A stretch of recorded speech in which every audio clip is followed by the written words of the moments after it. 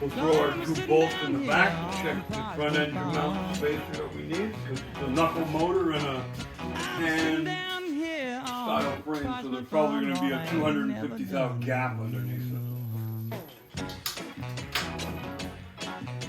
There we go. Holy fuck. You gonna be able to get that nut out over here with those meat hooks that you got? Try. Because I'll get the wrench. You can hold it with that wrench that I have. I'm a loading that cotton in a 11-foot sack. I always had a hard time getting that nut on there with the primer. I'm a loading that cotton in a 11-foot sack. Got a 12-gauge shotgun at my back.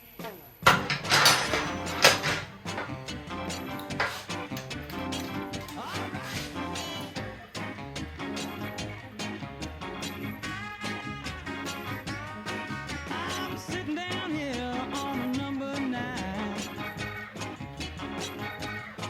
I'm sitting down here on a number 9.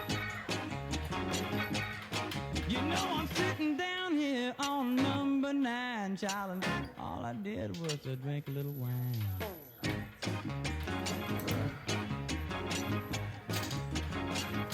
Hey!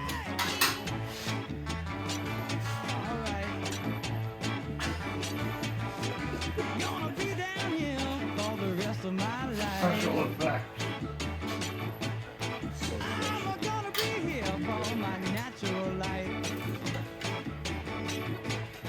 You know I'm gonna be here for the rest of my life, child, and all I did was shoot my wife. Yeah. This frame was for a knuckle. Down here just inside the yeah. So let's get the motors in.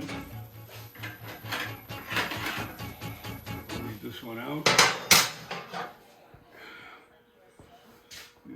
Okay, cover it up. We're done till Monday.